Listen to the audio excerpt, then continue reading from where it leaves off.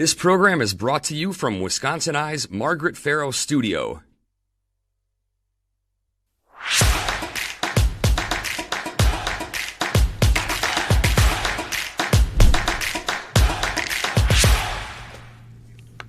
Hello and welcome to Newsmakers. I'm your host, Lisa Pugh. With a record multi-billion-dollar state budget surplus and a healthier than ever rainy day fund, the biggest question before policymakers currently is whether and how to spend those funds. Is it time for a one-time tax cut or a complete overhaul of Wisconsin's tax system? Here to talk about those questions and more is Department of Revenue Secretary Peter Barca. Thank you for joining us. Lisa, terrific to be with you. Thank you so much. So that budget surplus, we've been interviewing candidates that are up for election in November. That's one of the biggest questions. $5 billion, it really is historic. How did we get here? Why is the fund so large? Well, I appreciate asking that question because many times candidates understand what they want to do with the money, but they don't know how you get the money. The way you get the money is through sound fiscal management, which the governor did, through the Badger Bounce Back, where we were number one in the nation in terms of taking federal dollars and helping small businesses, Wisconsin Farm Support, restaurants, hotel and lodging, and even individuals with rent support.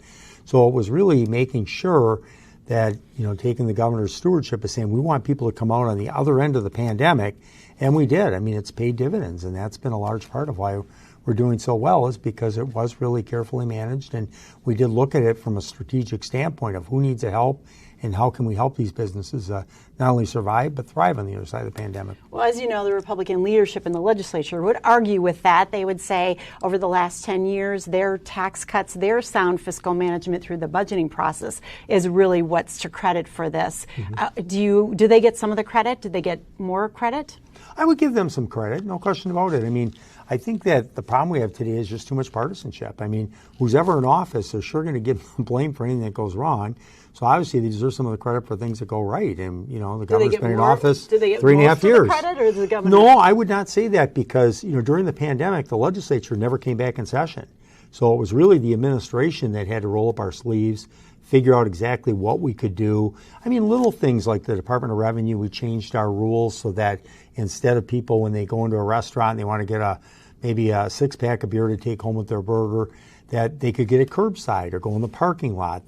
We made, I would say, dozens of changes like that throughout Governor Evers' administration to make it easier for businesses, make it easier for individuals, to make sure that, we got the money back to the businesses and the farms that really needed it, and that paid dividends. So recently, as you know, Governor Evers announced that he'd like to direct about $600 million of that surplus to direct tax relief, including a 10% income tax. On August 23rd, I'll just read from his statement. Our state is in a strong fiscal position, and there is no reason these dollars should sit in state coffers when families need help now. We can help lower out-of-pocket costs for Wisconsinites today while providing long-term tax relief and still making sure we have readily available state resources to invest in our priorities in the next state budget. I know you've said publicly you support this plan. Why do you support his plan? Well, the reason why I support it, and the governor's tried two different special sessions on this. I mean, he recognizes that, we have a supply chain issue that's worked into inflation, which, of course, is a federal issue. We can't control that, but what we can do is help people to contend with it. So the governor tried first to give like a tax credit back to people, to give them $150 each or $6 for a family of four. The legislature didn't like that. So then he said, okay, how about a tax credit for the middle class and those that are struggling to get in the middle class? And that meant even more money. It would have been like $220 for an individual and $375 for a family of four, which is desperately needed for people that are sort of in that middle class and lower middle class arena. So that's the reason for it. It makes perfect sense. And you're only talking about utilizing 15% of this $5 billion surplus that we're projecting at the end of the fiscal year. And people need it. They should get the help now. I mean, clearly when Governor Walker was in office, the Republicans are all about, yes, let's send back a check to people.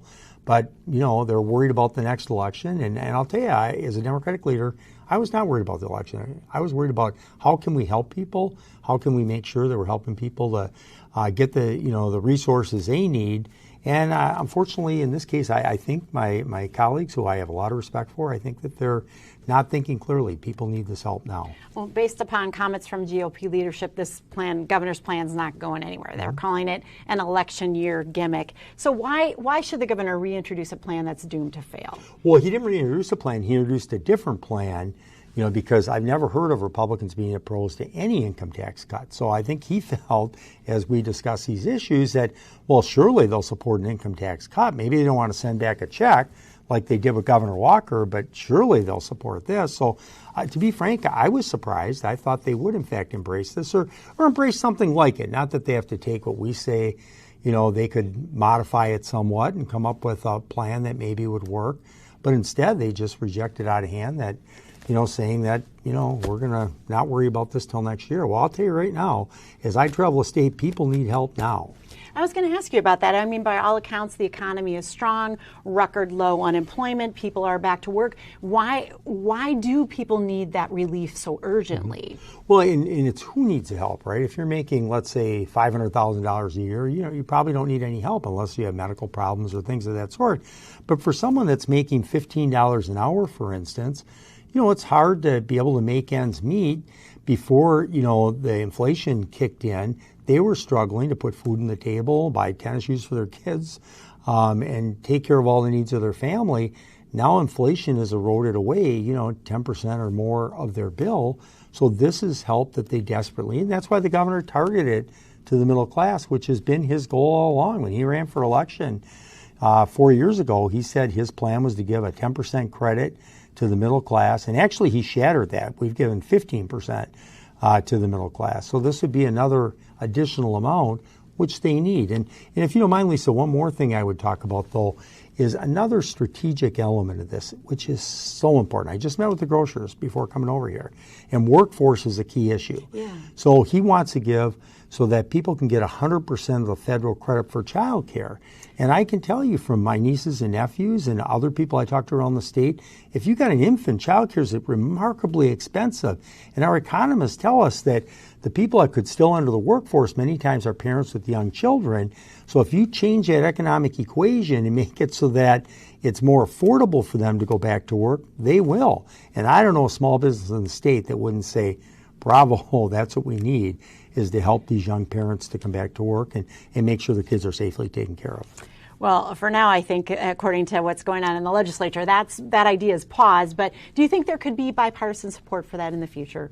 I think so. I really do believe that that's the case. I think that, there's no question that there can't be a legislator anywhere in the state that isn't hearing from their business community that we need help with workforce. And clearly, if you listen to our economists, and they don't work they work for the entire state. So, I mean, whether it's a Democrat or Republican administration, they have the same assessment. And what they're telling us is this is the one thing we could do tax-wise that would move the envelope significantly. There's other things we can do, and we've got other ideas as well, but this is a big one because this goes at the people who are not in the workforce because they just can't afford to be because child care is so expensive. In the last biennial budget, we were just kind of starting to come out of the pandemic, which clearly has had a huge impact on the economy. The governor signed a budget including $2 billion in individual tax relief at that time. Right. Let's hear what you had to say in response to that. Sure. We're delivering the largest tax cut in Wisconsin history, as the governor indicated, $2 billion. And we did not arrive here by accident. Make no mistake about it. It's a direct result of sound fiscal management, of careful decision-making at the beginning and throughout the pandemic. Wisconsin, I want to repeat, has been a leader in vaccine administration. Part of the reason I say that is if our economists from DOR were here, they would say people must be healthy for the economy to be healthy. Has Wisconsin's economy completely recovered from the pandemic, would you say? I wouldn't say completely, but I would say largely. Certainly, like the manufacturing part of the economy is more than recovered. In fact, we're number 2 in the country after only Indiana in terms of adding manufacturing jobs. The transportation sector has recovered. The building community and construction industry has recovered. Now, the service industry isn't quite there yet. They're getting there, fortunately. And, of course, the governor made sure that we had relief given to restaurants and hotel and lodging and small businesses of that sort. So, but they're not quite there yet, but we're almost there. And that's why any strategic investments we can make would make a difference.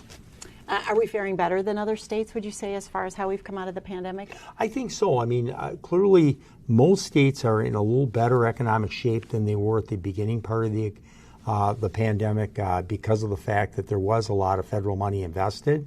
But because we're number 1 in the country and reinvesting that money back directly in the elements that needed in our economy, we're doing on average, I think, better than most states. You've said that Wisconsin is in the strongest fiscal position it's been in the last 50 years.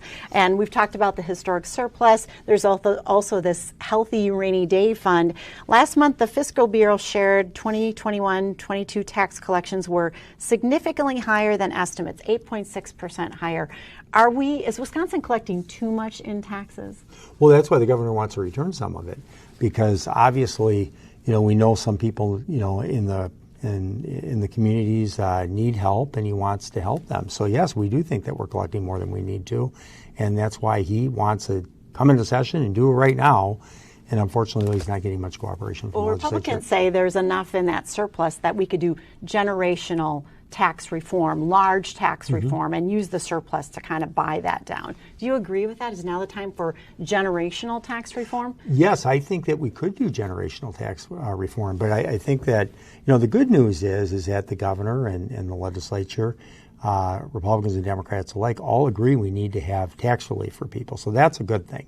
The difference would be that where the Republicans talk about a flat tax, which disproportionately helps those at the very top, the governor wants tax reform to disproportionately help the middle class. Now, he wants everybody to get tax relief, and everybody would, because our marginal tax rate, if you cut taxes for people, let's say for $150,000, somebody makes $200,000, that means the first $150,000 they're going to get a tax break on. So that would be the major difference. The governor said, let's focus on workforce. Let's make sure that we help, people with child care costs. The governor, first governor in 20 years, you had governors trying to exempt military pay. Now, that doesn't sound like a workforce issue, but it is. To exempt active duty military pay, it's the right thing to do for men and women that put their lives on the line for this country. But additionally, that means they're going to maintain their Wisconsin residency status. And then when their military service is due, the military groups and the veterans groups say they're more likely to move back to Wisconsin. So again, that was a strategic approach why the governor supported General Knapp's proposal to make sure that came to fruition. So the governor wants to make sure that we're thinking strategically. The research and development credit, that's something the governor proposed in his first budget. He tried to double it, which the 10 of the 20 largest companies came to my office and told me this would be the single biggest thing we can do.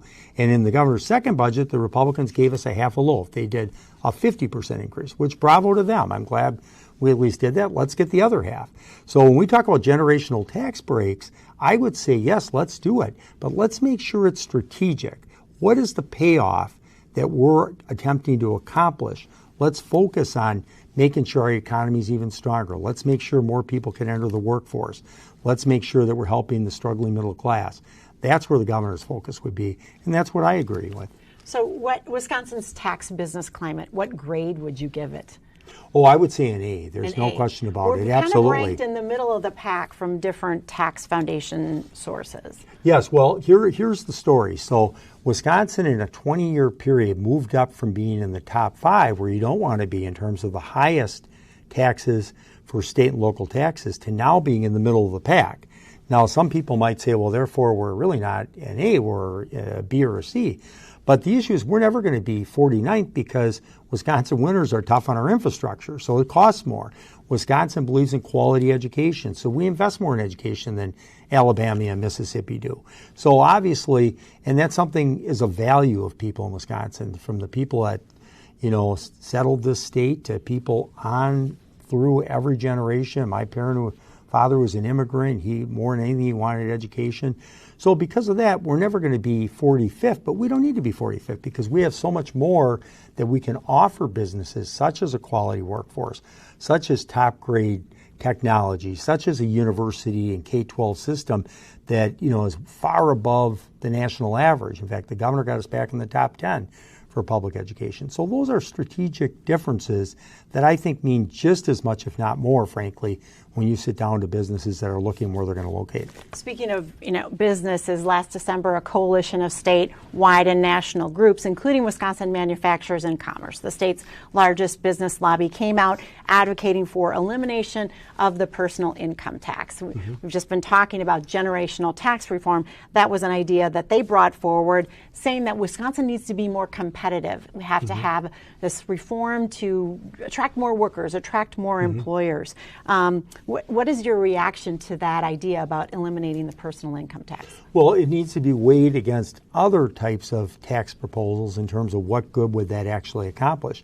Now, most retailers will tell you they're not for that because you'd have to raise the sales tax to over 11 cents on every product that people buy, which means that where I come from in the Kenosha area, more people are going to be driving across the border to Illinois, where right now they all come under Kenosha. Same thing in the western and eastern part of our border.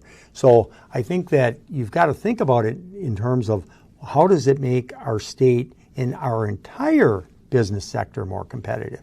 If you've got to raise the sales tax to 11 cents, I think that's going to cause a lot of competitive disadvantages for a number of different types of businesses. Some of the proposals that are out there don't raise the sales tax, and there's the argument that eliminating the income tax would increase the tax income for families, that there'd be more consumer spending. It wouldn't affect the overall revenue collection for Wisconsin. Well, again, and this is where that's why the governor's made such an emphasis on lowering the income tax for people, the middle class, and those in the lower middle class in particular. But everybody benefits through his proposal. The proposals that he has put forward during the budget and during the marketplace bill that we passed. So the issue is that if, let's say, somebody who makes $1 million a year has less in income taxes, I mean, you can only buy so many boats and so many other things. But if you help the middle class disproportionately, especially those in the lower middle class, they, in fact, will fuel much more economic activity. So I think it's a matter of analyzing that benefit versus what I heard from 10 largest companies in the state. Their priority was clearly to double the R&D credit. Clearly, when I talk to businesses, they say increase the child credit. So, I mean, there's different ways you can approach this. And the good news is, like I said, I think everybody wants to have tax reform and have a tax benefit, but it's a matter of who's going to benefit and what's the outcome at the other end of tax reform. So do you think elimination of the personal income tax in Wisconsin is a bad idea, or you're not opposed to it? It's just... I'm not opposed to it necessarily, but I guess I haven't heard these proposals for any other means of being able to fund it other than increasing the sales tax, which 11 cents I think is a non-starter for the retail industry of this state. Moving on to some other news, in August, the department announced that Wisconsin's real estate market grew by 14%, the largest growth since 1979. Do you expect that trend to continue? Well, I do, because first of all, consumers and workers in Wisconsin have more money in their pockets, so that's part of what's increased the valuations. And because the economy is so strong, we also got back to a AAA bond rating, which we haven't had for, decades here in Wisconsin. So, the fiscal management of this state has been sound, and that's why we're in the best fiscal position we've been in 50 years. So, I do think it's going to continue. Now, the Feds... hike in interest rates? But that I was just going to say, thank you, Lisa, but the Feds, of course, play a big role, because if they continue to boost interest rates by another 2, 3, 4 points, well, that could suppress every state. But I do think Wisconsin will still tend to lead the nation, but it may not be at a 14% rate if the Feds go too far on us. Sure. Another important role that the department has had over these last several years has been the distribution of some federal ARPA COVID recovery dollars intended to go toward municipalities. We're showing on the screen a graph from your department that talks about the summary of a survey. One of the 1,000 plus survey respondents, these are towns and municipalities that received the funds. Again, just 30% stated that they've used or allocated their funds, so there's still more monies for them to spend. Communities also shared what they are using those federal recovery funds for. It appears a majority are spending on roads and streets, water, sanitary systems, and public safety. Funds were also spent or allocated for tourism, broadband, elections, various building upgrades, social services, and then, of course, COVID supplies. What is your takeaway when you look at how municipalities are spending these recovery dollars? Well, I would say no surprise, right? Because for local governments, the things that really eat up their budget are things like protective services, roads, infrastructure, and of course broadband has been such a priority of the governors. I'm pleased to see that many municipalities and counties are focusing on that because clearly that's going to help our economy long term. The other thing I would say that we're very pleased about, our state and local finance division worked very hard with the Towns Association, the League of Municipalities, and many observers said you'll be lucky if 80% of the municipalities accept the money. Well, we've had over 99% that have accepted the money and I think put it to good use. So I just kudos to all our local officials and thanks to the Towns and Municipalities Association for working so closely to make sure that we brought that money back from Washington, because for years we've always heard we send $1 and we only get 80 cents back. So it's nice that in this arena we're getting more than our fair share. Those federal pandemic relief dollars are one-time dollars. And we continue to hear about more and more municipalities going to referendum to exceed their revenue limits imposed by the state. And there's also declining state aid. Is that something to worry about? It is. It's a huge thing to worry about. And as you know, the governor's been talking endlessly about this because each of his two budgets, he proposed increases in things like shared revenue and transportation and community aids. But unfortunately, it's been 15 years since the legislature has approved any increase. So when people say we need to do more to support the cops or the firefighters, that's how you do it, is you provide them with the resources that they need so that they're not short-staffed when they're out in patrol and putting their lives on the line. So it's a big issue. The governor's really worked hard, and he's going to continue to really fight hard for that. The other thing he added in his budget was local option sales taxes to give municipalities, if the people supported in referendum, they'd have to vote for it.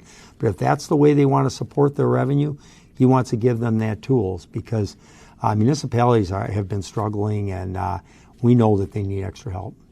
Speaking of needing extra help in local control, Milwaukee, there's been considerable debate about the type of revenue support or local control maybe that Milwaukee needs in order to deal with their budget woes. $300 million budget gap expected over the next 20 years without additional revenue. What changes would you recommend that need to happen for that city in particular? Well, I think, the governor's concept of giving people more tools in their toolbox to address it, such as a local option sales tax. I know that they had a referendum a number of years ago to increase their sales tax, and it was supported, but unfortunately it was stopped at a state level.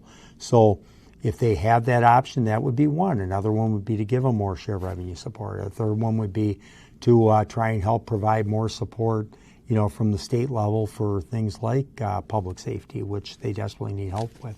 Mm-hmm. Well, as we round out our conversation, we want to ask you about your own job satisfaction. Typically, that job of tax collector, not a very popular one. How are you liking your position as secretary? It's been terrific. We have such a wonderful team of people. We in everything from the income, sales, and excise tax to state and local finance, and all the other divisions, the lottery, which we call our entertainment division, they all work so well together, and things have gone well, really, in Wisconsin, and we're just pleased with where we're at. What's your projection for Wisconsin's economic future? I think it looks very positive and growing. I think that we've made a number of changes that I think will bear fruit, and I'm hoping we continue to do that, and that we get more bipartisanship. I mean, the governor has always said... You think that's possible? I do think so. The governor's always said, look, I don't care if it's a Democrat or Republican idea. If it's a good idea, let's do it. And we've had some successes that people sometimes don't see. Like we worked together on the marketplace bill, which is how you tax, internet, which came about as a result of a court case, Wayfair. And, the Republicans initially wanted to give across-the-board cut. So the governor said, let's give it to the first and second tier, which is the lower level, and they went along with that. That was a great victory. It was something that makes it more equitable for brick and mortar stores and Main Street and internet providers. And there have been a number of different changes of that sort that we have worked together. We just need to do more of it and on the bigger issues. Do your projections for Wisconsin's future that you say are positive, does that change pending who wins the November election for governor? Well, there's no question. I mean, obviously, the voters have to make a decision of what direction they want to go in. And, it's hard to project because Tim Michels was sort of a latecomer to the race. I'm not completely candid, to be candid, with exactly what all of his proposals are, but I can only say the last 3.5 years under Governor Evers' stewardship, the state has fared extremely well. Best fiscal position in history, lowest unemployment rate, more child care providing slots than we've had before, helping active military, 2/3 funding of education, which we haven't had since Governor Tommy Thompson was governor. So there's been a lot of successes, and I hope they continue the pace. Okay. Well, thank you for sharing your perspective with us today. Thank you, Lisa. Always good to be here, and appreciate the good work WisconsinEye does. And thank you to the viewers of Newsmakers. Be sure to tune in again as we sit down with the decision makers and highlight the issues that make a difference for all of us. This program was brought to you from the Margaret Farrow Studio. This program is a production of WisconsinEye, an independent, nonpartisan, nonprofit media network with a mission to inform, educate, and engage the citizens of Wisconsin. WisconsinEye is the nation's first and only independently funded state civic broadcast network, providing gavel-to-gavel access to government proceedings and events at the state capitol.